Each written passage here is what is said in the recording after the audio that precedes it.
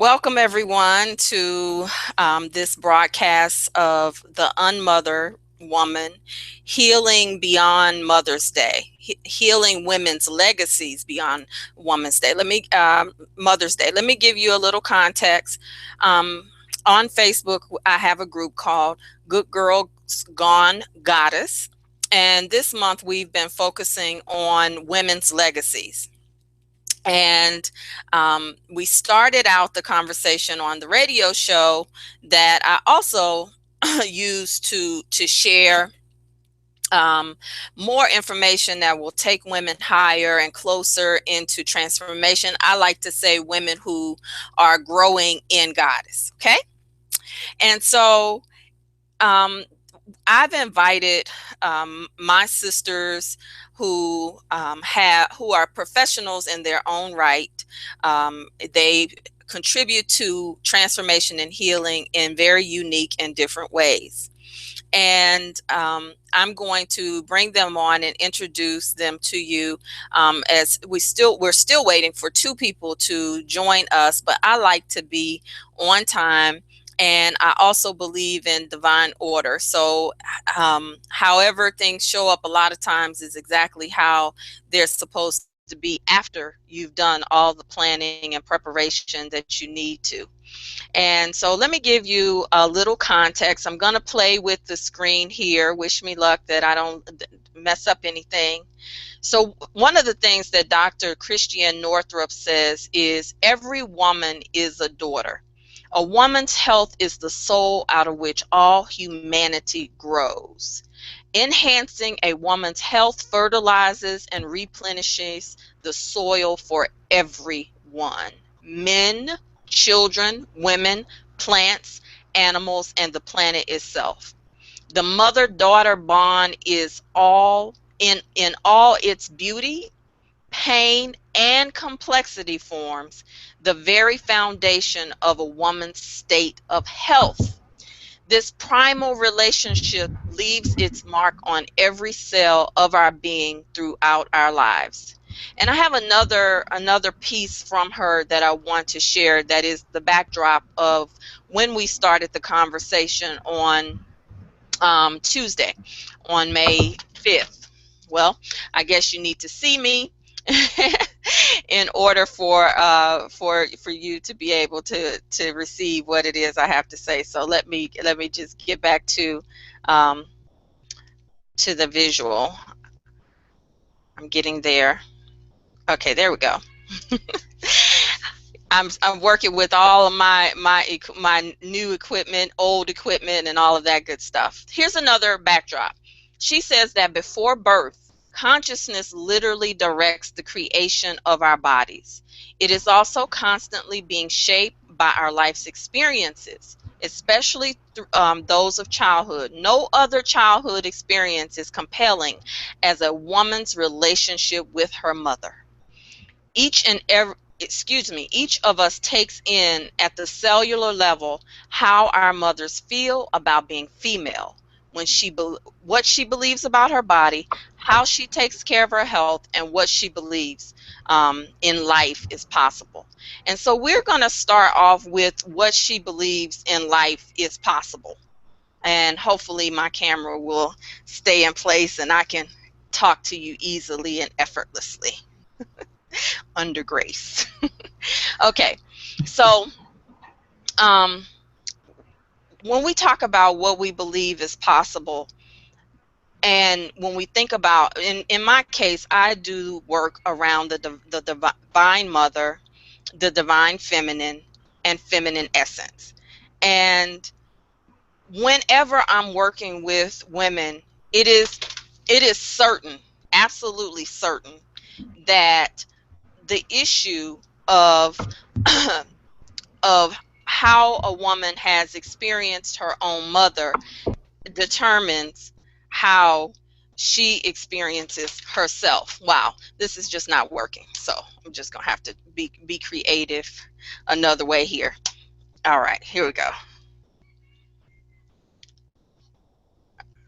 All right. It determines basically how she experiences herself.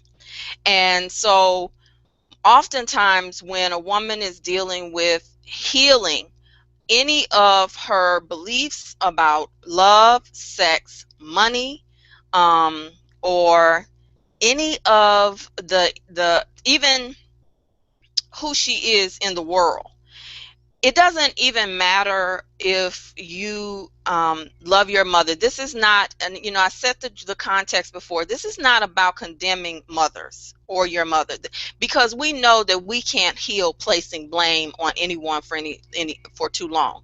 However, one of the things that Dr. Christiane Nortrup does a great job, and probably Queen Afua, and the healer that we have on in the women who have healed themselves will tell you, these things that we don't express, we stuff in our bodies.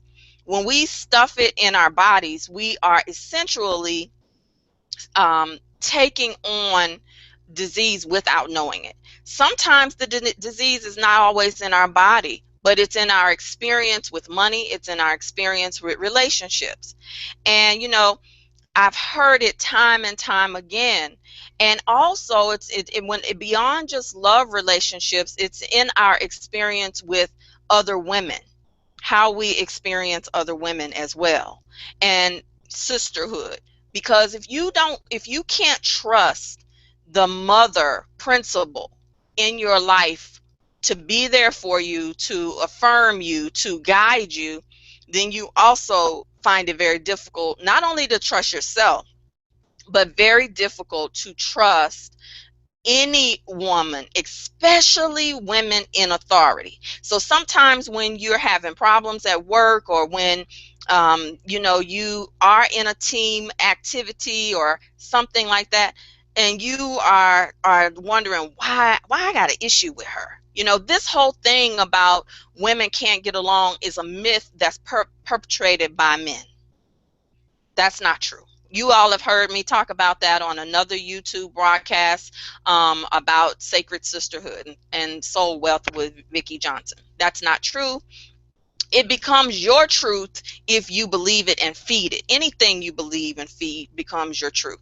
So I'm trying to work out this camera here, because the camera is to my left over here. You can't tell, but the camera's over here. And you're looking at me straight ahead. So I'm going to fix it in just a minute. And it's warm here in Costa Rica, so if you see a little shine,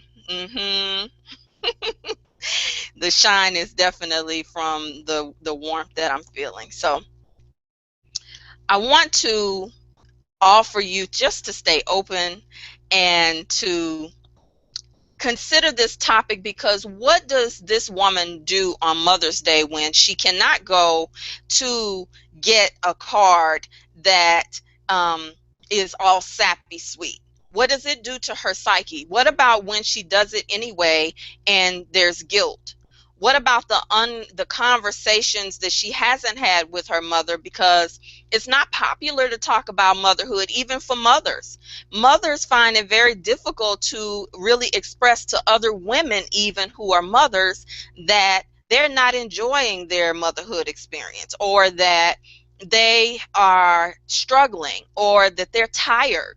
And so this is a topic, this whole sensitivity, it puts another weight and expectation on women who have truth that they want to share, sometimes with other women, sometimes with their health provider. Because when we go to allopathic health providers, they do not always ask these questions in depth, because they are trying to get to the next client in order to fulfill their insurance requirements and fulfillments. And so today I wanted to make good use of this time. I've given you enough of a context. I want to go on and get started with the dialogue. My first guest is my sister, my friend, who is also an ordained minister. And she is, she does a little bit of everything, but she is a yogi, sacred yoga with Sabira. Also, I'd like to still refer to her as a social media expert, because she is. But most of all, I celebrate the fact that she is still here from a diagnosis of breast cancer. And one of the things that she shares every day with her audience is her own roar, how she's roaring through still receiving treatments. But I'll never forget when she shared her diagnosis with me. And I don't know if it was public at the time, but she said that she immediately, when she went within, she said that she realized she had a lot of people sucking on her breast.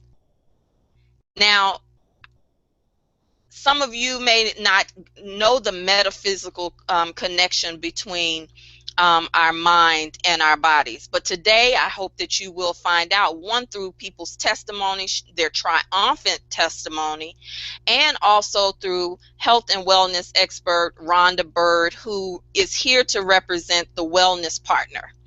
And Rhonda is also an alumni member of the Juicy Spirit Awakened community. And so she not only leads women, but she took time to do her own healing, and she has her own testimony to share. But she's going to share more about other female imbalances and how they show up. And hopefully our dear sister Tonya, who is the author of I Am Free, will be able to join us, who just authored a book that is reflective from her breast cancer experience as well. So we're going to get started. Sabira, can you hear? Hello. Yep. Wonderful. So, I'm having to look this way so that do I look like I'm cross-eyed? You look perfect. You look Okay. perfect. So I want to just start with you, Sabira, because, you have been so transparent about your health and healing process, and it's been a long road, but you have really been amazingly walking it. And when you hear first anything about the unmothered woman, what comes up for you as you listen? The very first word that comes up is two come up actually. Ancestors and bloodline. Mm, Yeah, I firmly believe that my role in this healing process for the women in my bloodline mm, was that for whatever reason I said yes, that I would be the vessel for healing. I believe that these women have waited for a very long time mm, for a healing to come through, and I'm talking about grandmother's grandmother's grandmother. mm, mm, mm, I believe that they're and inclusive of myself, down to me, because there were, I mean, definitely my relationship with my mother, mm-hmm, um, up to the point of this diagnosis was terrible at best, and and it was through my healing process and really finally cutting the cords and standing up as a woman with my mother mm, that I liberated myself. And I believe that that process is what ushered me into my womanhood, because I stand as Sabira now, not as a child of Brenda Jean. ooh, Although I will always be her child, I am no longer a child, and she knows that, and I know that, because we had very open conversation for the first time awesome. about, who she was and where she had been. Mm-hmm. I can go on, girl. So I'm gonna stop right there and wait for you. No, no, that was getting real good, man. That was, and I appreciate you sharing so transparently, Mm, because every woman that's on this panel today, and that would be on the radio show, um, would be able to testify. I mean, I definitely can relate to having a strained relationship with my mother, and my father for many years. And one of the things that I always say is that, let me switch the camera. One of the things that I always say is that it's fathers always take the hit. It's so easy to talk about fathers who are not there, fathers uh, who are absent. But again, this topic about mothers is not. In fact, it is. Taboo. It has to be almost abuse before people will talk about. And imagine the person that's carrying it. So when you said that I'm no longer a child, what did you mean by that? I meant that I was able to sit with my mother on very like bite-sized conversations that happened over a year, 1 year span. She actually moved here with me. Mm-hmm. And I asked some tough questions. And I actually allowed her, because she was in my home. It was the most interesting thing because I don't hardly know any black child who doesn't grow up hearing this is my house, and if you don't like it, you can get out, right? But the table, Yes. the tables turned because she come to live in my house, and Ooh. so right, and so the power differential between these two adult women. I'm 44 at the time. She got really clear that I'm not a child. I wasn't dependent on her financially, Mm-hmm. although that was the reason she supposedly came, was to take care of me, even financially. And in in the midst of all that, I stood financially, I stood emotionally, I stood mentally, and then I actually allowed her into my spiritual realm, which was brand new. So she got to understand why my name changed. Wow. And so what I say, Latanya, is that I actually, and my mother was with me for 2 weeks shy of 9 months, 8.5 months. Mm. In that time, I believe I gave birth to myself in my womb with my mother. Woo. Now, Yeah. stop the press. It's time to break that down, minister. It's time. Yeah. Wait. Yeah. I had the pains. I had I mean, this was the most heart wrenching 8.5 months of my life. And I was looking at myself 18 years, 17 years down the road. My mother's 17 years older than me. So I was seeing this is ancestral.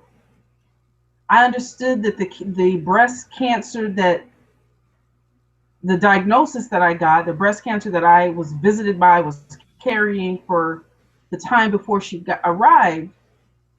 I was very clear that I didn't feel like it was mine per se.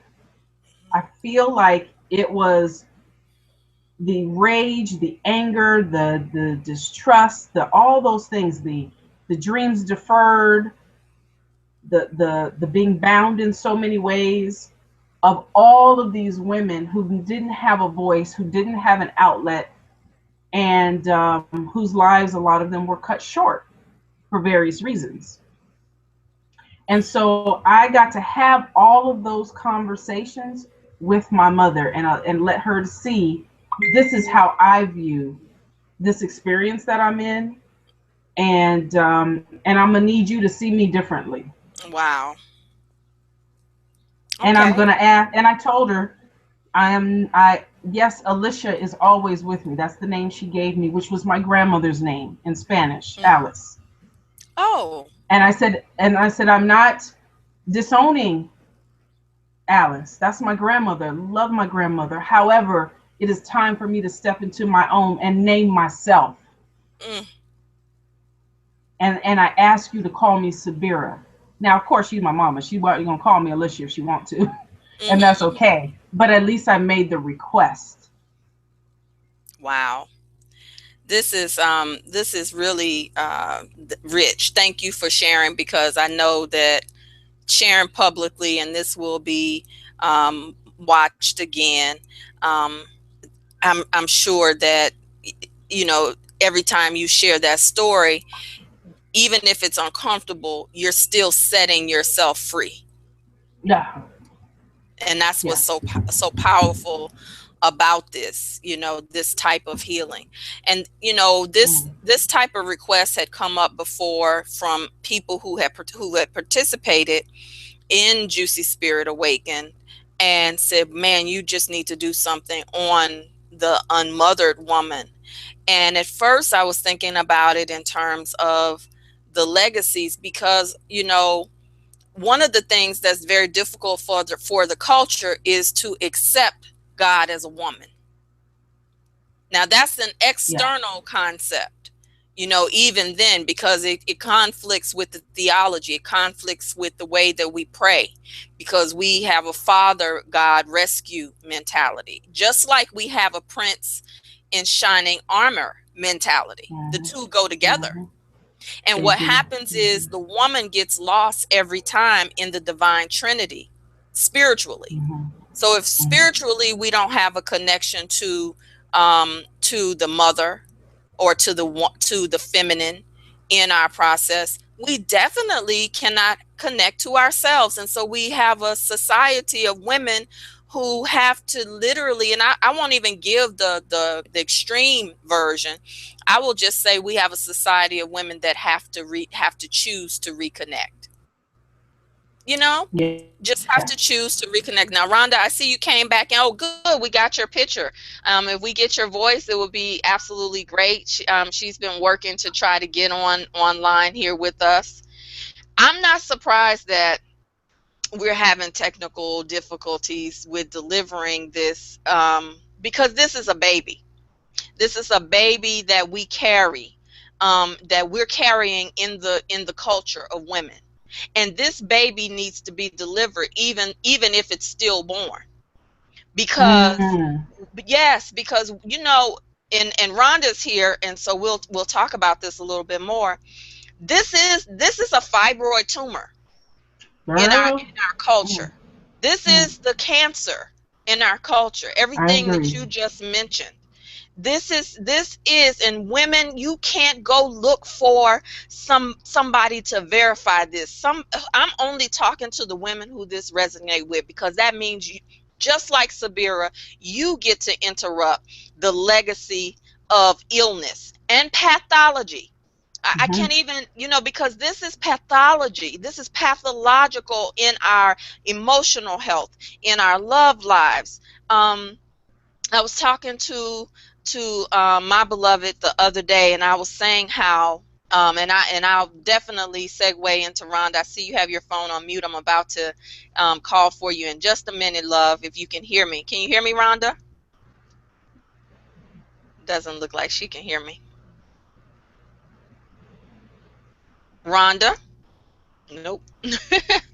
Okay, but we were talking about just something as simple as activities, you know, and how, because girls learn their inner identity from their mother, and Hmm. and we learn our outer expression of that identity in the world with from our father or the men in our lives. So the masculine helps us to move out into the world and express. They help us to compete, because that's their nature.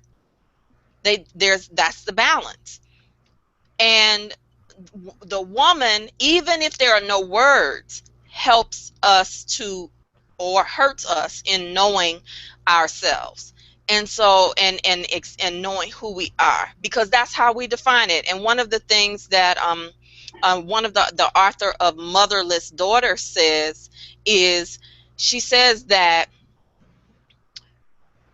because we're born female, when we come out of the womb, it is the voice of our mother, it's the eye contact, it is the smile, it is the talk, even what we call baby talk. that really we get attached to. And I have noticed that sometimes boys don't need that. Just feed Mm. them, let them explore. But girls are, we do tend to look the femaleness of it all. And so I was sharing with my beloved about how, you know, there were a lot of activities that I wanted to do when I was growing up. You know, I wanted to do piano, and I wanted to do ballet, and my cousin got a chance to do all of this stuff. And we're 2 weeks apart. She just celebrated her birthday. But my mother, sometimes her response would be, who's gonna pick you up from that? I work all these hours. I'm tired of standing on my feet. Now, that's a legitimate response because she was, doing everything by herself for the most part. But what that message sent to me was that I had to settle. I wasn't important. That, and what it teaches you, and Yamla taught me this a while ago when we were in a process. And I said my daddy wasn't there, and my mother always, when I asked, this was about asking. I just did a seminar on asking.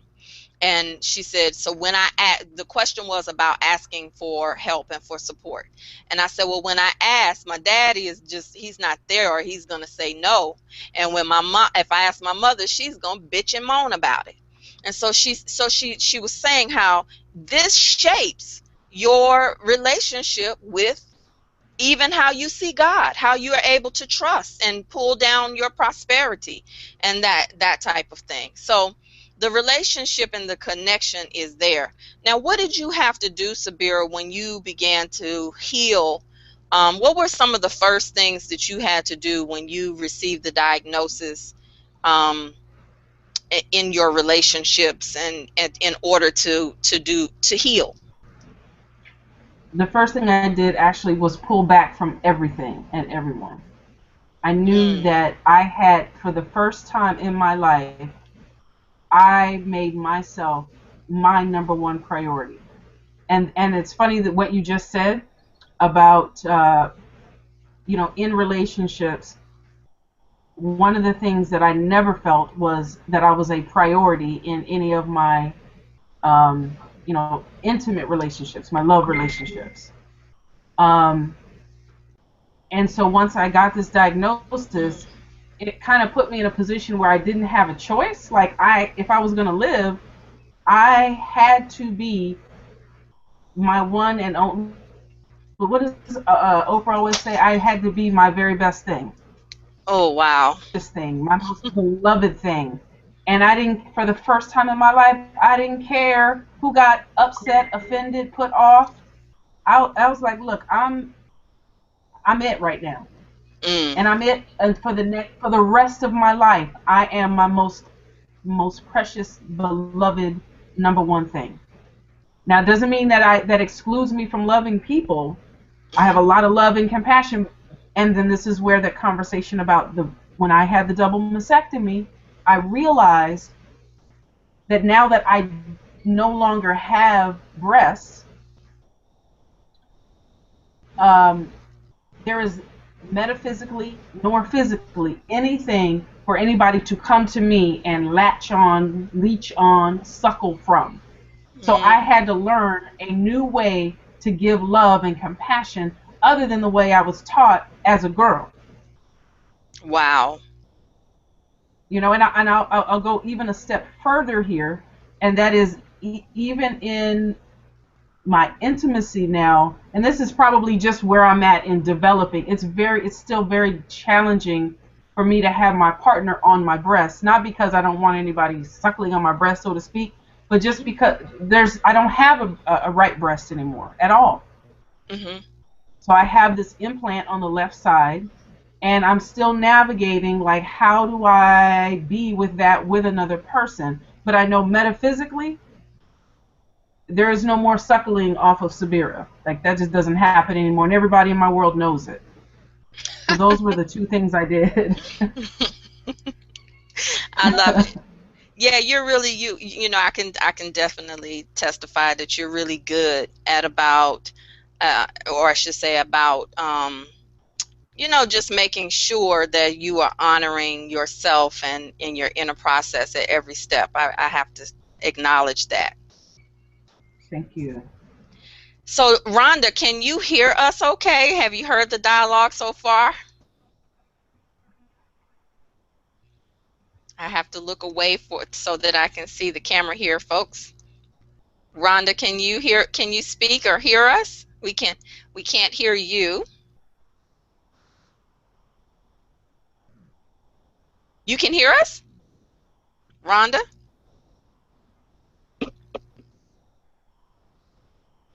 No.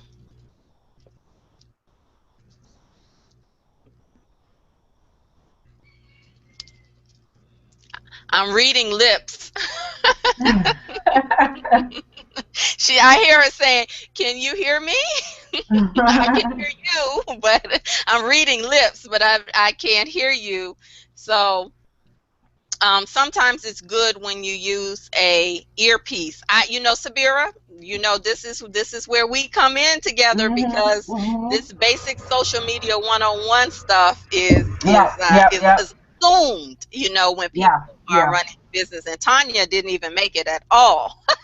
yeah, I don't yeah. even know where she is, and that's not her, not like her. So um I don't typically like to flow out things like this. I like for them to flow, but one of the things that I'm getting to surrender is, how it looks. So if you're watching, just let this be a lesson. There are so many coaches who are doing backgrounds. They are investing thousands of dollars in their video equipment and that type of thing. I'm giving it to you raw and unedited. I would love to be outside for you to see beautiful Costa Rica. However, I get to be connected to this internet. So if you have a earpiece, it may help with your mic, because I really do want folks to hear what you have to say, if you can hear me. And Latanya, I just thought of birth, and you were saying this is a baby. Mm-hmm. And birth is bloody, and it ain't it depends on who's saying what's pretty and what's not pretty, right? Right. But this is what birth looks like. This conversation is in its infancy, and I think so many places in it are raw and uncharted and needing development. And so it is showing up as it is. It is a something coming through the birth canal, and when it comes through, it's flinging and flailing and crying and screaming, and this is figuring out how does this work, and that this is normal. So true. And so as we are birthing ourselves as women, and some women who identify as not having had mothers, or in my case, I don't say I was motherless. I say that she showed up and she showed me, you got your coin. She showed me this side of the coin. So it wasn't that she didn't mother me. And she showed me the opposite side of the coin, and what society says this is what a mother looks like. But it doesn't mean she didn't mother me. That's good. When we look at the mothers, from the traditions that I study, that is indigenous African traditions, it's always about polarity. And so to say that a mother is, I think we got sound. Yeah, we got some sound from Rhonda. I heard you put in your mic. So you can hear me? Oh my God, we can hear you. The earpiece works every time. But go ahead, finish that, because that's what you about to talk about, the law of polarity, girl. You preaching. I'm just giving you what's coming through. So with the law of polarity, there is, this side of the polar, the pole, and this side of the pole.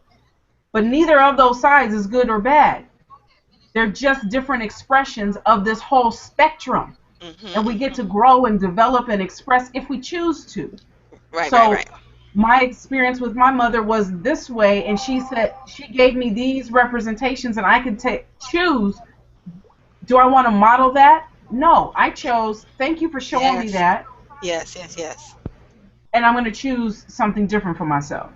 yes, yes. And that's where we all get to go, because we, one of the things that I always say, and I'm multitasking here. One of the things that I always say is, somebody has their volume up a little loud, so we can hear your feedback. Um, we put a limit on motherhood, because we think that because we have a monotheistic society, right?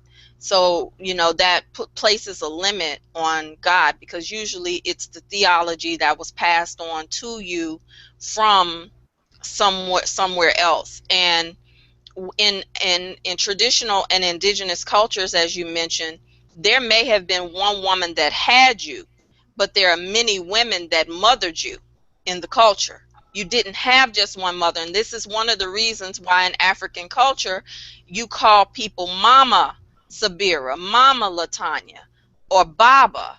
You have many mothers, many fathers, and in some cases many wives and many husbands. That is not just for men, reserved for men. So love, there's no limit on love in ancient culture, but we have definitely become very limited in the way that we experience ourselves. And so I know for me, because I did feel like a motherless child, and we haven't gotten to fibroids, because that's another thing that I want Rhonda to talk about. But you know, when we talk about women who have not birthed their vision, women who have not birthed the thing in them that they're supposed to bring into the earth, oftentimes they're either carrying additional weight, or they're carrying the weight on the inside of their body. I just want to pause. And so Sabira is talking about her cancer, or the cancer, cancel her, the cancer. And I definitely have had an experience with fibroids. And there's some other experiences that I definitely have that I can link directly to my experience of my own womanhood. And then when I began to open up and ask, my mother certain things, I could see that it wasn't just her, it was her mother. And it wasn't intentional, particularly when we Mhm. talk about post-traumatic slavery. I'm not talking Mhm. about extreme abuse and neglect, ladies, if you're listening. I am not talking about that. There are situations where there's extreme abuse and neglect. There are situations where women have walked away from mothering completely, or resent it and let the children know at every turn. There are mothers who feel like their children owe them something. I'm not talking about that. And mental illness is something that also in our culture, in many of our cultures, people of hue, that is not oftentimes treated, because it was not popular to treat it. But one of the things, as I started to ask more questions, my mother she did do the best that she could. But when we say that, when we tell a person, that someone just did the best that they could, it does that dismiss what they're feeling now? No, it doesn't dismiss it. And Mhm. so we have to Right. give room for women to tell their truth. Now, do you live Mhm. in it? Do you swim in it? Do you marinate in it? No. That's what cancer is as well, is the rage and Mhm. stewing inside of that rage. And Mhm. so we're not talking about that. And so when I ask these questions, not only to my mother, but to women that have mothered me, and at least who have been open to the conversation, they honestly just didn't have conversations like this. So Rhonda, now that we can hear you, are you ready to join us? Yes, I am. Ah, you're wonderful. Well, first, I want to say thank you, Latanya, for inviting me. This is very important and very special group and a very special topic, and I'm very excited to share. And then secondly, I want to say, Sabira, congratulations on overcoming both the disease and the roots of the disease. Thank you. My story goes back again to the mother and my parents' divorce when I was 10 years old. And me looking at my mom saying, why couldn't you keep your man, basically? And me, as a coping, because this is what we do, we as humans, we develop coping mechanisms to deal with the situations that we're dealt with. And mine was, I'm not going to be my mother.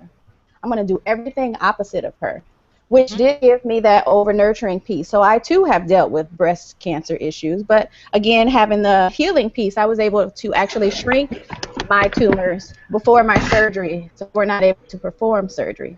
But that was really what took me, one of the reasons that took me into this health piece and really understanding the metaphysics of disease. Because again, buried feelings do not die. We store them in ourselves. And the way that I work with my clients, I give you the piece of an ulcer. Everyone recognizes that an ulcer is stress related. So if you can put that piece together from the worry and stress eating away at your stomach because you can't eat it or can't stomach the situation that you're dealing with. Our fibroids, our breast cancer, our diabetes, our high blood pressure, all of these things stem from something that we can't physically deal with, but we're trying to cope with. And so if we can find the root of these things, whether it be our mothers, our fathers, rape, molestation situations that have happened to us, then we can begin to heal from them both physically, mentally, and spiritually. And that's the piece really that we're here to share. And again, with my own piece, my mother was not nurturing.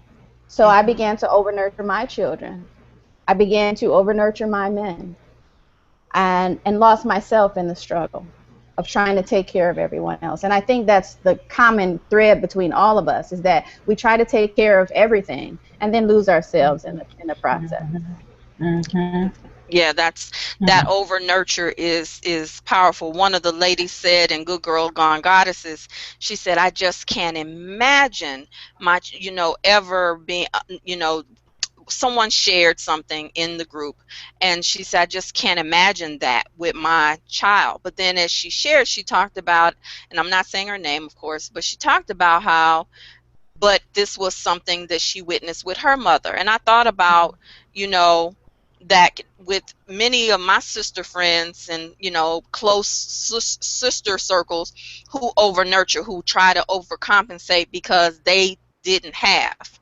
And because you it's still coming from lack, Yeah. and even if the lack is inside of yourself, that I'm not enough, or I'm not good enough. So the other place that overcompensation shows up is in performance. And so maybe I get all good grades in school, or maybe I am the best at everything in sports. I always excel. And so then, there's this woman who, when she moves in through her life, she says to herself, well, I did everything right. Why am I experiencing pain? Why am I experiencing disappointment? Why did they do that to me? And there's a fine line between I would say victim consciousness and being victorious. And so there is a population that lives in victim consciousness, even in our culture of women serving women, because if you've experienced domestic violence, or if you experience certain things and that's your platform, you even have to be careful with those of you with a servant's heart, that the platform does not become a hiding place and that you just recycle over and over again because you got out of it. You see? And so, you all are talking about revolutionary stuff here when we talk about healing and getting free, because what each person is saying that they're doing, including me, is getting 100% responsible for what you believe, how you're going to live. And sometimes that's lonely. Sometimes that's also it requires for you to be adventurous, to make new connections and not go into isolation. One of the things that we've been talking about, Rhonda, is breast health mainly, but what about, fibroids and infertility? Oh, that's a very key piece. And in addition to the fibroids, I also want to add cyst. There's a Cyst. cyst called is a blackened cyst, a brown cyst, or a red cyst. That is, as we know, cysts are ovarian balls of usually pus that sits on our ovaries. Our ovaries really are our bags of potential. That's where our seed of potential really lies, is in our ovaries. And so when a woman has developed a red or strawberry cyst or brown cyst, it has teeth, hair, bones, life inside of it. But because that woman has undeveloped potential, or her creativity has not been allowed to grow, she grows this formation that is really a child.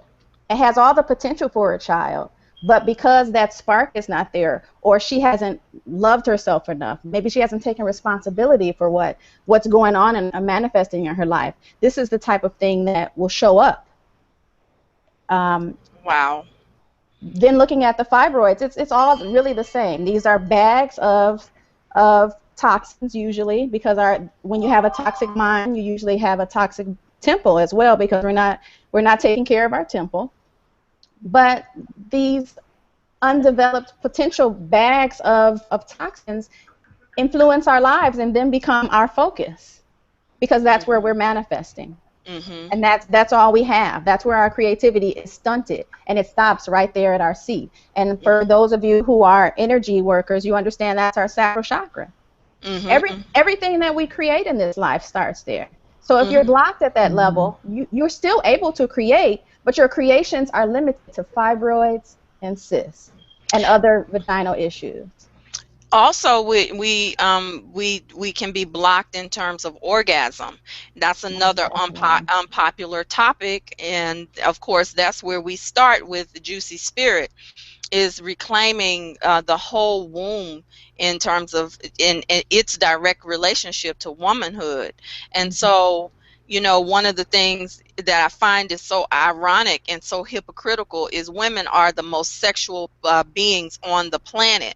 However, we've bought into the lie that it's men. And so you have women who distrust their men, but really, the truth be told, they distrust themselves, because their own sexuality is so big. And so you make a decision sometimes, I'm going to share it with this person and ignore all of my other desires, or sometimes stuff down all of my desires, because that ain't right, and then that I'm not supposed to do, a woman isn't supposed to do that. I watched comments even about Beyonce recently, on her red carpet, her most recent red carpet, and there were women, usually it's women who are attacking other women, not understanding that they are really putting their own minds on display.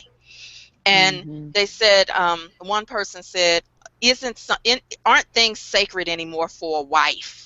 Oh, shouldn't she leave something for her husband? And I said, well, I see sacred. My eyes are reverent, so I see reverence, because she walked the red carpet with her husband, who is a powerful man, that if he did not want to be on the red carpet with her, he could have manipulated some other type of situation. But I looked and I saw, oh, shoot. When we look and we see all these beautiful queens, they didn't have shame in when they chose to display themselves, or if they wore robes of royalty, they had a purpose. So anyway, I digress. But I think about orgasm, because orgasm is very, very important, because we even learn how to access our orgasm like a man. Because many women are self-loving, also known by those who vibrate at that level, masturbation. But those of us who are vibrating at the level of goddess, we call it self-loving. And even I always say that when we are self-loving, if we're rushing to try to get to the big explosion, that is the masculine.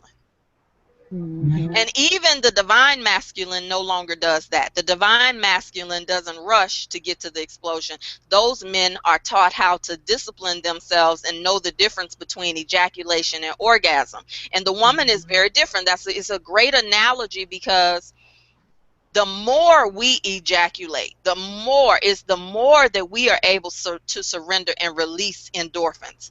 The less that he is in some cases, because this is not always the truth for high vibrational beings.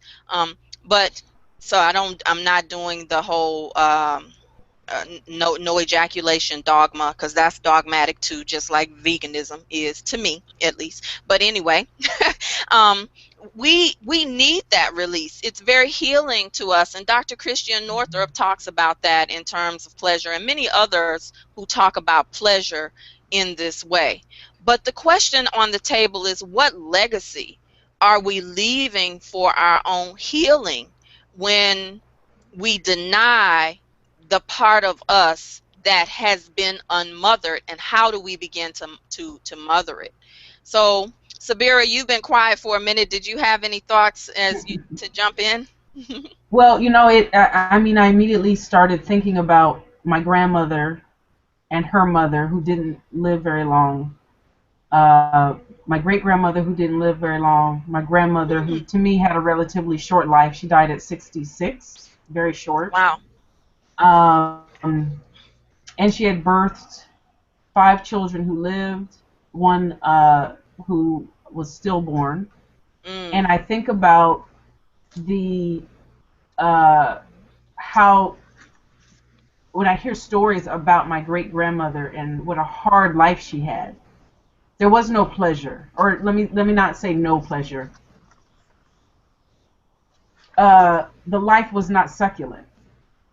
My great-grandmother, my grandmother, and even my mother did not have juicy, succulent lives. It was work, work, work, work. Right. And my mother was, how am I going to figure this out? How am I going to, and she lived her life, instead of she was being creative, but she didn't understand that she was using the tools of manipulation rather than creativity. Oh, and so it you makes got me to think pause. about, You got to pause right there, because our listeners. I know what you're saying, but I need for you to make sure that our listeners understand the difference between the tools of manipulation. So instead of asking for what she wanted so that she could create the experience that she truly wanted, she would find subtle ways to, she was working her energy, most definitely. My mother can work it. My mother, and Tonya just joined us. That's the feedback. unknowingly. Wait a second. Tonya, I hear that you just joined us. We're so excited that you made it here. So if you could just do one little thing so that, because we can hear the feedback, is either reduce your volume or put your mic on mute, and we'll come right back to you with your pretty picture. All right. Or put a headset in, because I think that'll contain it. Okay. But the she didn't have pleasure. The tool of manipulation. She didn't have pleasure, and so to get there, it was, how do I manipulate people to do things for me, so that she could so that she could have the experience that she wanted. But it was in a roundabout way. There was no straightforward, this is what I'm going for, and asking openly, for what she wanted. So she manipulated her way through, rather than having an open, conscious, creative process and allowing others to say yes or no. Awesome. So that was the difference. And I thought about that, the whole idea of the women pushing down, being in pain a lot, on every level, and how that would create fibroids. And then I did the same thing. So not only did I create breast cancer, I created, fibroids. Mm. And so this was the legacy that was handed to me, and I had to choose to say I'm going to recreate myself and my experience in a new way. Yeah. Okay, so Tonya, I see the sky and everything. I'm going to get back to you, Sabir. I see your face, and I see you walking and moving. If you could just get still for us so we can just get you in here. Can you hear us? And you can take yourself off mute.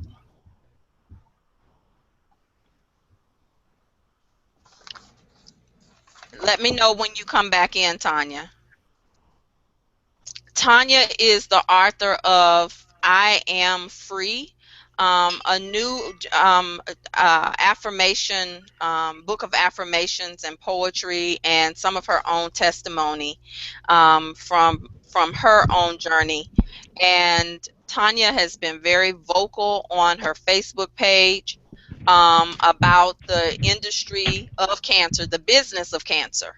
And one of the things that Tonya says that I love is she says that she survived cancer treatment. I love that. She's very intentional in saying, I survived cancer treatment. But she's also been very open in exploring other parts of her life that may have been toxic and contributed to that from her own woman legacy. So Tonya, why did you write this book? What legacy are you desiring to leave for women in your life and indirectly or directly? Can you hear me? I can hear you perfectly and see you too. I know. I was driving, y'all, so sorry. And I'm still actually just moving and getting home. I can hardly hear you. I think I'm going to have to put my headset on, right? Yes, but we can hear you. Just go on and talk while you're doing it, just for the time. Okay. So the legacy that I am choosing to leave is through art, through the healing art, as well as visual and media. Matter of fact, I just came from an interview with iHeartMedia, and I believe that that opportunity could give me a more expansive, diverse view and an audience to women and leaving a legacy of being conscious healers of themselves and disease-free, and doing it consciously and doing it through mind science, renewal of the mind, and also that body connection as well, the mind-body-spirit connection. So that is expansive territory that I'm navigating. I don't know everything about it, but I'm open to the discovery part of it, and also in media and leaving a legacy of little hidden gems found in, poetry, found in my book. And it's not really about money for me at this point, but to be the messenger that I was called to be, and that's my legacy. Awesome. Now you have definitely walked the journey as well and been vocal. I've asked Sabira some questions about her journey, and both of you are very close to me, and I remember both of you. I remember both of you when you got your diagnosis, and Sabira already is a metaphysician, and I know that you had also been studying, so of course she did the deep dive, but you did too. You did the deep dive. You invested in yourself and really started to ask some questions even while you were in beginning your process of cancer treatment. What inside of you told you that this was about something more? Wow. Well, I know you and I've started coaching maybe about a month or two before the diagnosis. So I think I was getting a heads up even before I felt something manifest in terms of the cancer deal. When I received the diagnosis, I basically was in shock. You know, how the hell am I going through this when I watched my husband go through the same thing and he succumbed to the treatment? Mm. So I basically used my past experience. I used the coaching methods, the new ones, the things that were foreign to me, but they were essential and vital for me in order to empower me and increase the will for me to live. But when I received the diagnosis, I knew that I didn't want to have a mastectomy. Now, that was my choice. It's not everyone's choice, and we're of free will to choose whatever our experiences are. But I think I got the heads up before it happened, and even though I was bewildered and in a fog when it was going on, it allowed me to release my hold on trying to control things, but yet remain in control for the new things that were coming about for me that would lead me in the direction of where I am now. Mm. So it was always in me, but it was being turned up to another level, and I was being tried in the fire. It was something.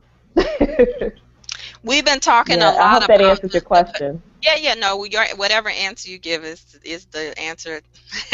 But you know, we've been Okay. talking a lot about mother, the connection to mother, and mothering and being unmothered or undermothered, and everybody is given, you know, their piece, and I know you've also been vocal about that. And you know, your story is not like any of our stories, but how do you think women can hear or at least begin to examine their mother consciousness? How about that? Wow. Well, for me, I had to examine it,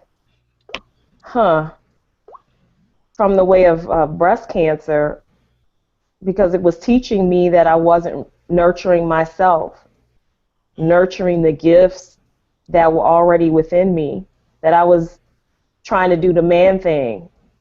And, Say, Paul, do the man thing. What do you mean? well, I love men. This has nothing to do with gender, but that masculine energy. I embrace most Yes. of my man. I mean, I've always been around Aries men, Mm-hmm. so that must have been the other side of me. But I needed to embrace not only that, but the feminine aspect that was crying, and it cried out through my breast because I wasn't nurturing myself. I was always rigid, and I wasn't allowing. I thought I was, but I wasn't. I wasn't mothering myself. And I learned a lot of those things from my mother, and that's all she knew. She was the breadwinner, although she was married to my father. She was the breadwinner. She paid most of the bills. She worked all overtime, came, cooked, clean, and that's the example that I had. And although my mother didn't have a father, I had a father that was present, but she was still operating from that perspective, even in a marriage situation. So, Mm-hmm. my mom had fibroids. I had a fibroidectomy a year before I was diagnosed with breast cancer. So that negativity and toxicity moved from my womb. Although it was cut out, I still didn't deal with those root causes. Mm. So here I go going through breast cancer treatment and almost losing everything and having to move back in with my mom to address it because it was never addressed. Mm. Wow. And I would say, you know, just as someone who witnessed it, and Rhonda, I heard you having a resonating with what she was saying. I'm gonna get you in a minute, but you know, as someone who witnessed you go through this, I want the woman that's listening to hear that she chose to deal with it. You know, she chose to see the connection of letting things go in order so that she could live. She chose that I'm gonna go back to my mama's house so I can heal this I'm gonna deal with. She made a conscious choice to do these things. Sometimes we think that the things that are happening are by default, and sometimes they are, because we're always choosing. No matter when we don't choose, when we don't respond to our life, we're still making a choice. When we ignore things, we're still making a choice. when we are in denial, and I would say arrogance. And one of the things I want to talk about real quick, transition into this arrogance amongst women, is I can see a common thread for all four of us that are on this broadcast. Is I know Rhonda is committed to her work and her passion and has made some sacrifices. And Sabira, you and all of us have been successful, have experienced tremendous success. And there is a population of the real successful woman who moves about going at it and going through life very much in the masculine. And when you say that to them, they have no clue what you're talking about. And so I want to talk about to transition a little bit and to our relationship with money and abundance. And what do you all see is the connection to that? Sabir, I want you to jump in, because you definitely have experienced tremendous success, have, you know, delivered your services all around the you know, outside of the country. Internationally, you've traveled, and then you know, what do you see as the connection for not just yourself but for women to see in our pursuit of significance and abundance or success? What do you see? Oh, Latanya. Oh my goodness. Okay. So,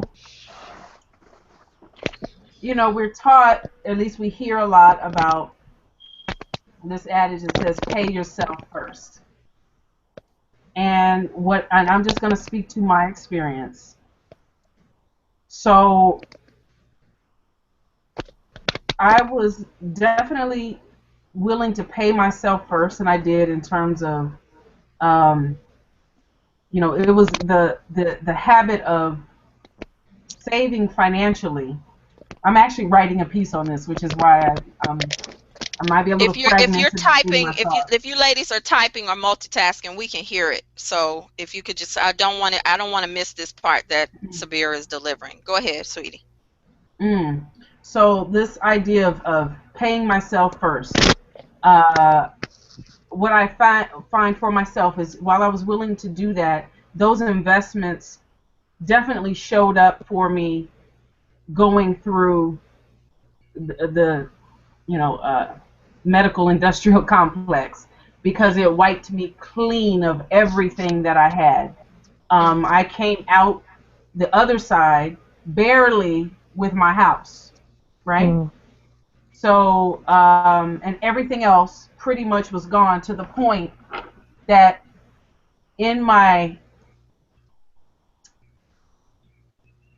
there was some naivete, there was some just inexperience that I found myself in terms of finances.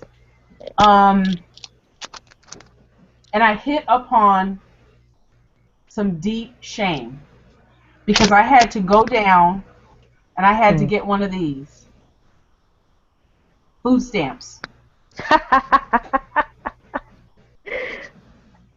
And I never would have imagined that for myself. And I had to think about, what am I telling myself about myself? What has society told me, that if, you know, I'm a woman who has worked almost every day of my life since I'm 15 years old. I'm 41 when I get the diagnosis, and I am too naive and ashamed to go ask for help, and I couldn't feed myself. Whew. And I had done everything right. We're gonna go back to where we started. I gotta breathe. Anybody else gotta breathe? Yep. Okay. Ooh, I kept this card because I'm writing there's an entire piece around Sacred Warrior Yoga, dealing with money, my own natural energy yield, as you and I know, Latanya, how we express it. But I look at that as all of my skills and tools, everything I had inside. I had to actually go inside and excavate and pull up, what can I do? Where is my value sourced from at this point? Because at this point I couldn't go out into the world and work and earn a living for myself And so many people were gracious. Oh my gosh. Mhm. I had to allow, Yes. people to donate money to me. Yes. There are people that I will never be able to say thank you to, but I will pay it forward in the ways that I can by speaking and being as honest and transparent about my Yes. experience. And so what I could do was I could get on video and I could share my experience. And I felt comfortable with that. And I realized a lot of people wouldn't. But I felt like this is the value I can bring is my life. I can give my life experience and offer that. The little things that would go off of. But LaTonya, you talk about woo. So this whole there's so many sides to this. Pay yourself first. Woo, I'm getting Financially, chills. thank goodness I had been saving in, and I long ago stopped putting a lot of money in paper because I know, this is a whole other call. We'll do another call like this one day because I want to. And started saving in intangibles, silver and gold. And that was when my house got on the auction block the first time, I was like, oh my gosh, I have real money. I took that down and was able to convert that to paper to give it to the bank to save my house. Now, my house went up over the course of the 2-3 years. It went up, oh my gosh, too many times for me to even remember. And every time I had to open my heart because other people had opened their heart and allowed money, their own natural energy yield to pour out. See, we go to work not for money. We go to work because we love somebody, because we love something, and because we want to provide as women. That's why we get up and go to work, no matter what that work is. It's because we love. So money and love flow from the same source frequency. It's the same frequency. So when shame popped up, because I had to go to social services and stand in line, and I had to look at all these other melanated women, because that's all that was at least where I went. And you could feel the energy. Nobody wants to make eye contact, the way you get treated in it. It was an experience. It was an experience. Yes. It was an experience. Wow, you held up the independence card. And I want to stay with this because ain't it funny that's what that's called too? Isn't it funny? It's called the independence card. Let me share my story real quick at why I think this is important, because with the dawn of social media and with reality TV, everybody wants to become a brand. Especially women, the search for significance. And so many women are becoming a brand, but they haven't done any type of but think about that word brand. That's what you did with slaves. And I had to even look at my own. Yeah. When I had to look at my own business and say, even in my desire for this to reach the mass, even in me responding to the call on my life, I will not be a slave to it. Yes. Online all the time. And I have to catch myself, because for years I denied, and probably this is a separate call, but we're talking women's legacy and health and healing. But I'm the woman, remember, I had 8 fibroids, and they weren't very big. They were very small. But I thought that they may have been contributing to me not getting pregnant for a period in my marriage. Every time I go to the doctor, though, they always say there's no sign, there's no physical reason why you're not getting pregnant. So even after I had the fibroids removed, the only thing that I remembered is that these fibroids were unbirthed desires, unbirthed vision, unbirthed parts of myself, places of myself that I had aborted, because part of me had been so loyal to everything else, including God, including the concept of God that I had. I was serving organizations to the detriment of sacrifice. I wouldn't go to the doctor because I thought I couldn't trust the doctor and the white man. I couldn't do that. So I neglected myself for many years, such that I'm talking about on other levels. So I'm talking to the heart servants, the heart-centered servants too, right? And so now it's ironic that Sabira holds up a card that says in the Independence card, because after years and years of knowing what I'm called to do, knowing what these babies that are inside of me that are wanting to be birthed, I was still saying, okay, one more year. I'm just going to do this contract. One more year, I'm going to work this 9 to 5. Until on July 3rd, my contract ended. I was released from the contract with no 401k to fall back on, no savings, because I had stepped out before and used all of it in a business venture before. And so here I am out here, and 3 or 4 months I'm running the business, and I too had to, I don't want to leave you out there, had to go and apply for, and we'll go online at the time. Thank God they went. You had a lot of hoops, a lot of strong ovaries, Sabira, to go in person to apply. But I had to apply for food stamps, and the thing is, I had never done it before. I didn't know what that was, and what for me that meant was how abundant I had been already, but I couldn't even see it in my pursuit of something outside of me. I was so humbled, and when I went in person to this one particular place to get some assistance, when the lady looked at what I did, she said, "Oh my God, you don't need to be here. You need to be teaching the women that come here."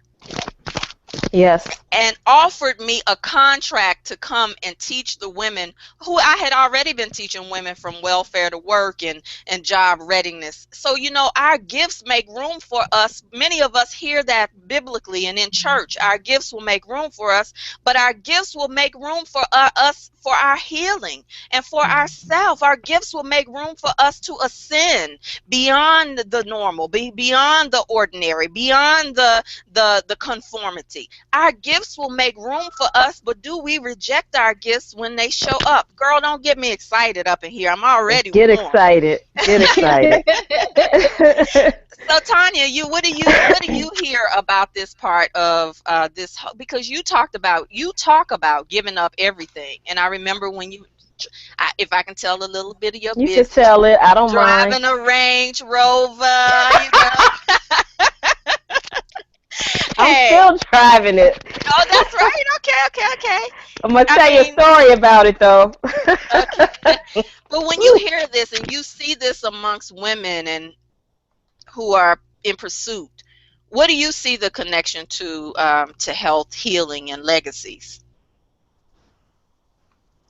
Well, I know personally I was holding on to someone else's dream of how life should be. Like Sabira, I was told to go get food stamps, and because of my pride and arrogance, I didn't. You know, I lost my house.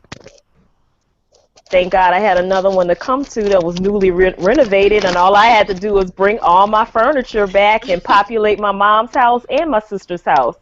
So I see my furniture in both places. So I really didn't lose anything. It just transformed itself. It just went from one place to another. But my thing was holding on to this whole notion and idea of success. Had to be in the Range Rover, had to be in the 3,000 square foot home, you know, decked out and all that.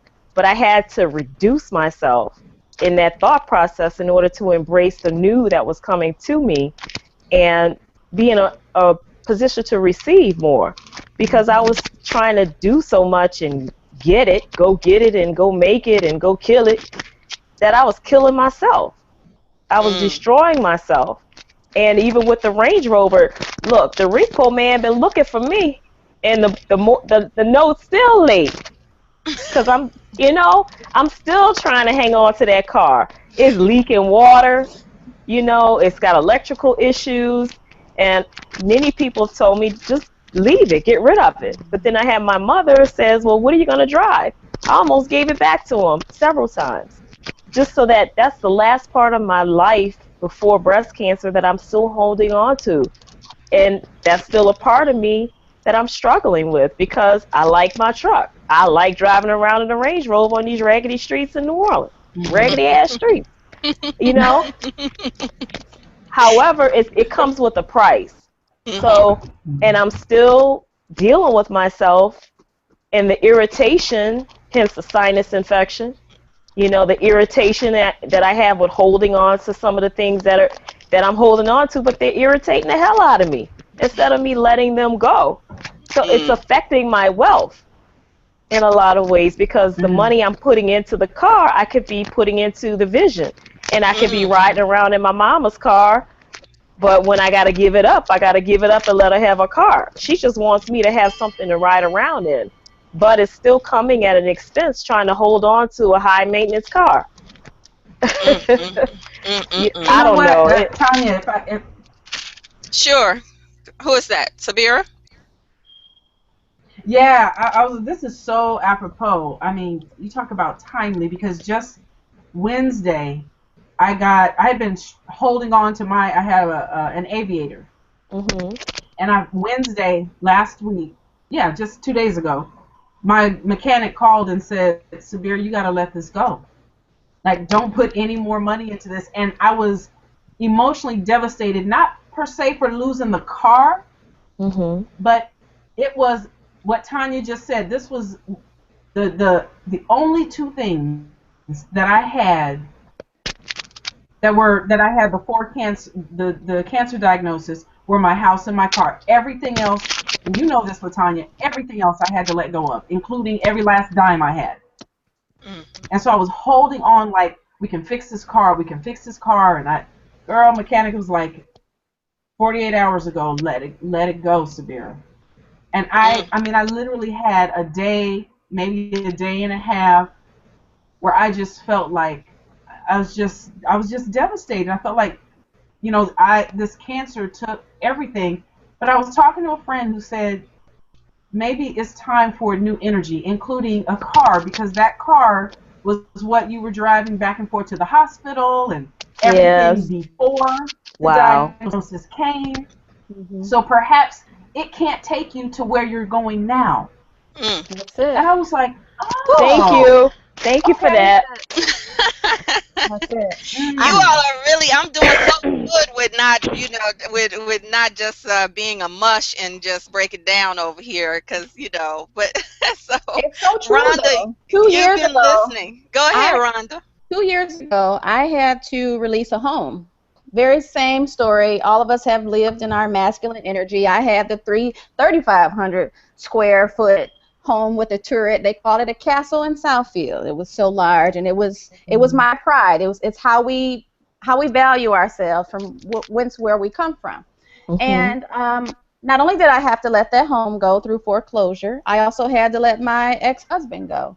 And all of this vision that has been birthed in this past year has come after I let the house, the cars, the man, all of which were in an energy that was for himself, and that energy was for me taking care of his vision, as you have said, Tanya.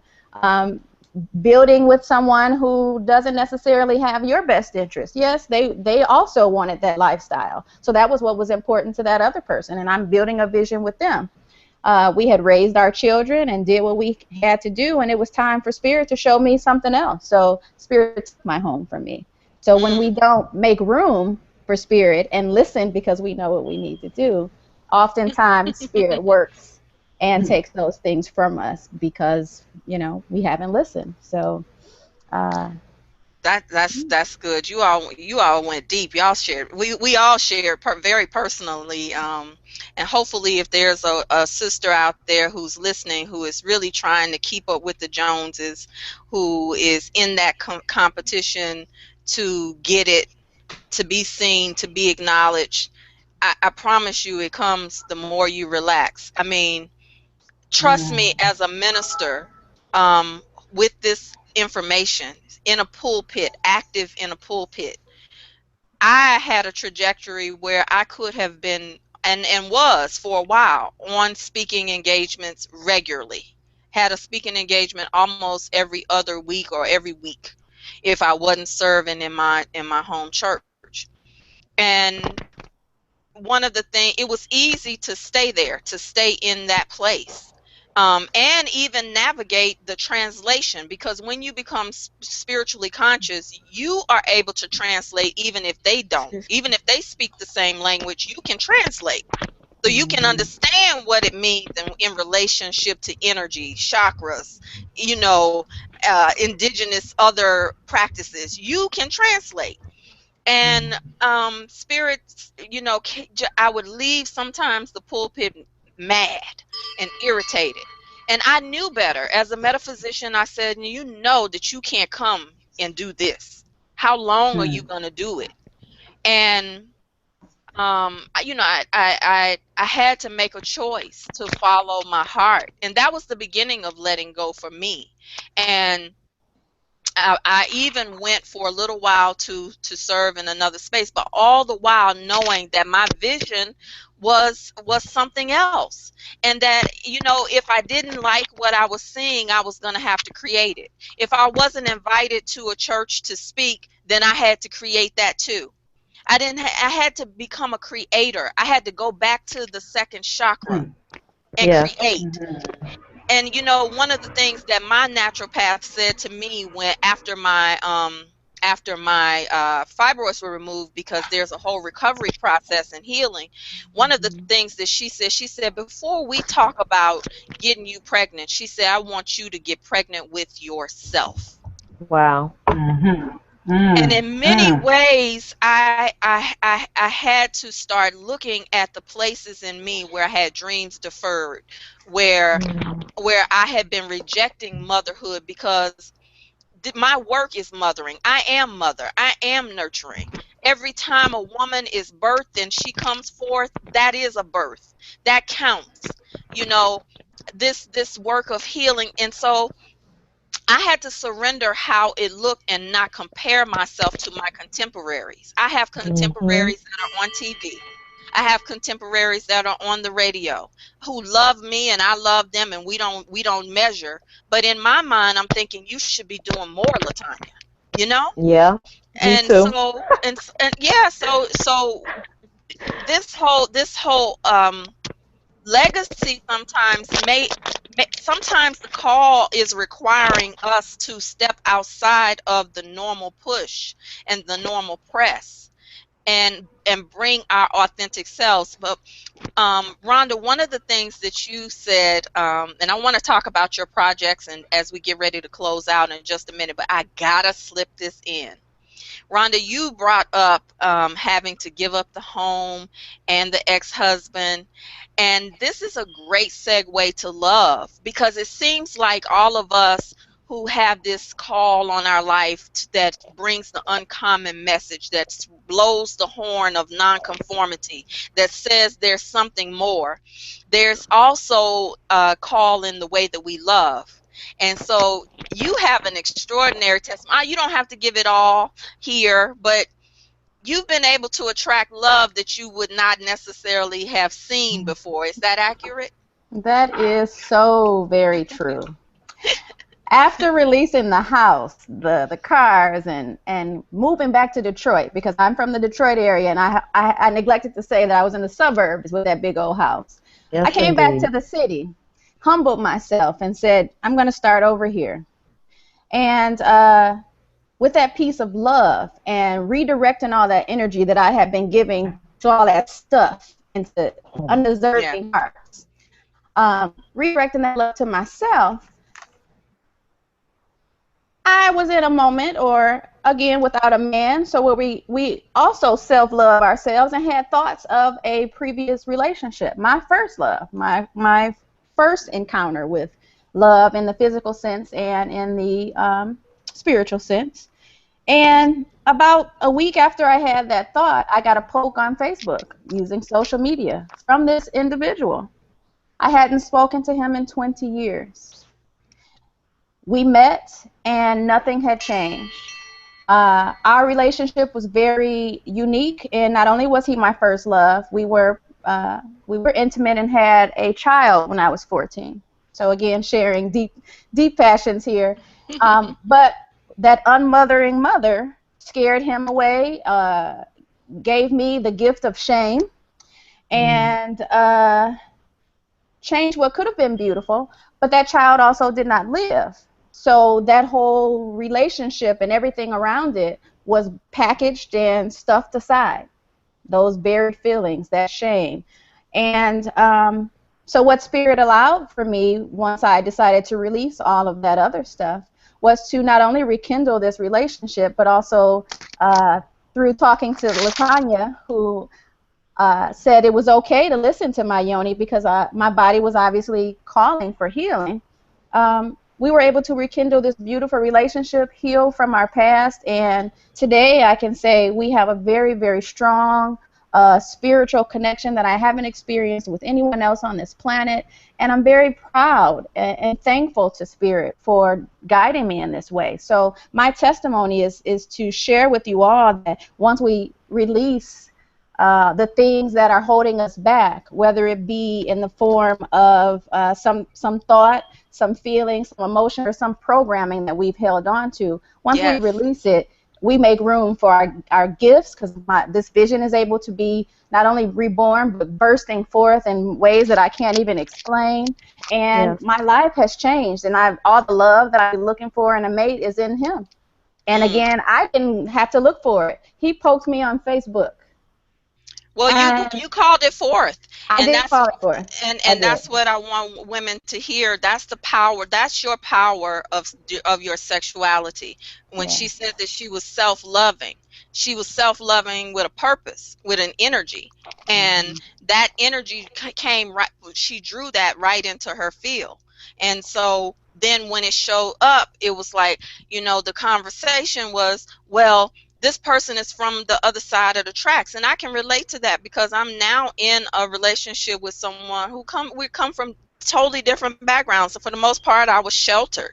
He's from the streets, but I would and when I first met him, I had literally done a ritual to pull him in.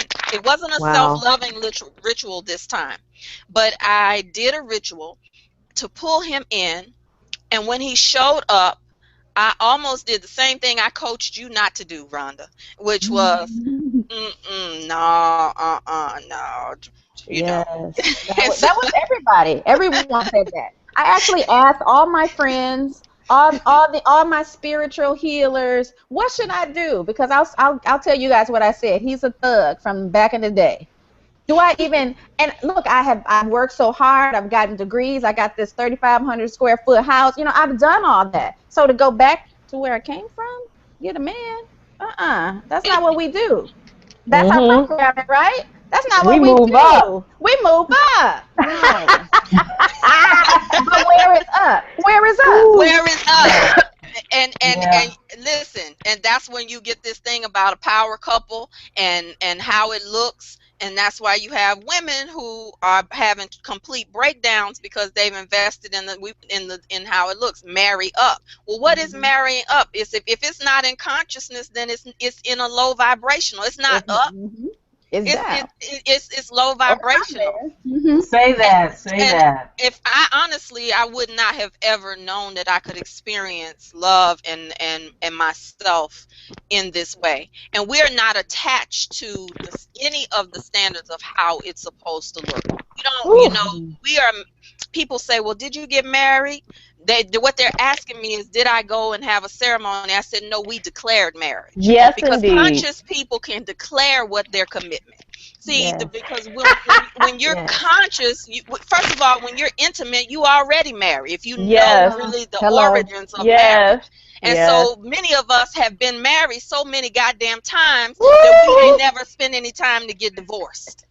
We carry the energy. That is another piece. How about that, Rhonda? We carry the energy of old lovers in our womb, and we haven't been able to teach ourselves as women how to fully cleanse and clear the womb and receive new energy. So we have all this residual energy that we've been moving on from one thing to the next that we haven't cleared.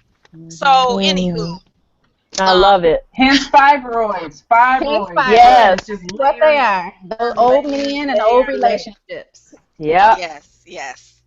And wait a minute, y'all. Let's go cosmic now, because it's not just always our energy that we're carrying over. No. Sometimes, just like in math, you know how you do some division and then you carry it over.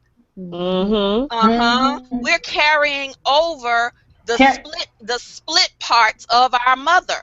Wow. And her conversation about men, about love, about money. And so we're carrying it over. And sometimes, and I think Sabira touched on it, that sometimes when we are doing our healing work, it doesn't even feel like you. You're like, I don't believe this. Why is this showing up? Because it's not yours. But the good news is that you were born, sister, to be the shift. You're the shift that you were looking for. Tonya Freeman Brown is so powerfully the shift that she had to come into. Tonya and Sonia, twins. Her energy was so powerfully to be the shift that she had that the chromosome had to split. Okay, so we came here to be the shift that we wanted to see, and it's not easy sometimes. No. And so this may go over the head of some sisters who are watching, but I want to talk about and it's going to resonate with others who have been looking for this. So I want to talk really quickly. Oh, she got some sugar on air. Y'all see that? Wow. See, we was just talking about him. That's a juicy butterfly, y'all. Just keep in mind. Keep in mind. Hey, Rhonda. Okay, so Sabira, tell us a little bit about the work that you are doing as we close out. Take about 2 minutes to share. Sure. What you doing? So, Sacred Warrior Yoga is the name of what I'm giving birth to, and through Sacred Warrior Yoga, I'm supporting primarily women. I certainly did not set it out that way. It's just the way it has happened. In learning how to actually modulate their energy and be responsible for the energy that they bring into the room. And I use, on a physical level, I use yoga as a basis because my experience has been that when I have learned, as I learn to get mastery over my body, I can actually direct with consciousness my energy. There are times where contraction is a feminine energy, creative energy. And so through yoga, you get that experience of expansion and contraction, but with a purpose. The purpose being to be able to tap into your own natural energy yield and create from there, whatever it is you want to create or recreate yourself and your experience. Awesome. And so how can people find you? Yep. Easiest place is Facebook. My page is Sacred Warrior Yoga. Also, I still have space to accept friends, so please check me out on my personal page as well, which is Sabira Folame. And Sabira, you've experienced Juicy Spirit Awakened. Why would you recommend a woman who's listening to have the Juicy Spirit experience? You know, for me, it was a softening that I was able to come to in a really gentle way. I too was out in that expansive male masculine energy, experiencing the world, moving through the world in that way, and through the juicy coaching, I was given permission and also guidance on and just a safe place to explore my feminine energy and how to move with that and how to create from that place. I was given permission to slow down. And what the beautiful thing is, what is coming through has been so graceful, so easy, without me having to go out and manhandle things. I can sit back, work my energy, and watch it come to me. It is amazing. Yes. It is amazing when you realize what a powerful how powerful it is and what a blessing it is to be born woman. Wow. You know, I have to say this because I know that you know my heart when I say this, and you're not overly sensitive about it. It's so interesting that you say that as a woman who loves women, who identifies I was as just gonna say that too. oh, well, go ahead. And no, and I was also gonna say not only loving women, but one of the things that happened to me growing up, society again giving me this is who you are. When I said, "Oh, I love women," because I happen to be an athlete and I happen to move in a way that people would say, is masculine. I bought into that, and so women who show up like me don't get permission to explore the fact that the bottom line is you were born a woman. And so, what does that mean? It doesn't mean I'm not a man because I love women. I am a woman who loves women who also likes athletics and all these other things.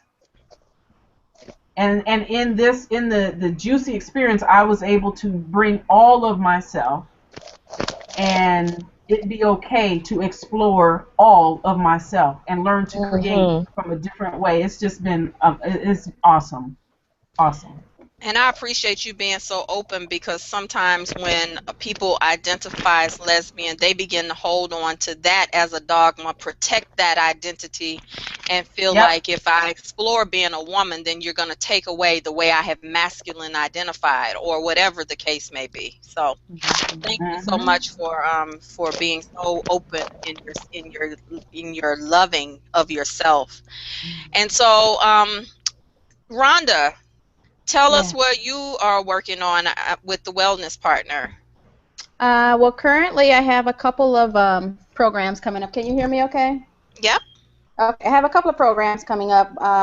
One is the Healthy Vagina, which is a woman's womb wellness program that has, I just discussed from a physical standpoint, really getting to the point of showing women that they can reverse their disease, really getting them at that heart-centered point when they're actually going through what they're going through, to actually show them that it's really all self, and everything starts with self, and helping them to reprogram their karma, their family's karma, understand the coping mechanisms that they've put in place, and understand how they're manifesting those coping mechanisms. So that's really all the disease and issues with lack. That's all those things are. So the other program that I'm putting together is called the Healthy Heart, which is really my my platform. I'm a cardiovascular specialist by trade and education, and so the Healthy Heart is really dear to me because I've spent the past 20 years caring for people who are dealing with issues on a purely physical level. And I got to the place where I could no longer deal with this on a physical level because I can't treat these people, and I know that they really have issues going on. Tonya made a comment. As metaphysicists, we are able to listen to people and hear what's really going on. And so to listen to my patients tell me about their relationships or what have you, or their children not loving them or not being there for them, but they're here in the hospital bed and I'm taking care of them because of a heart disease, when really they're telling me that they feel unloved. So this program, again, addresses people from where they're at, from a physical standpoint, but then I go and I'm able to teach them, again, the things that we've discussed here, is that it's all really just coping mechanisms and the need for change inside.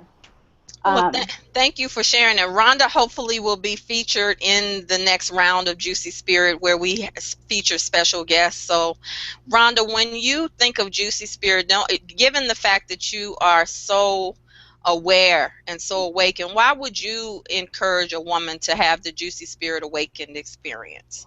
To be free. Be rebirthed and be free.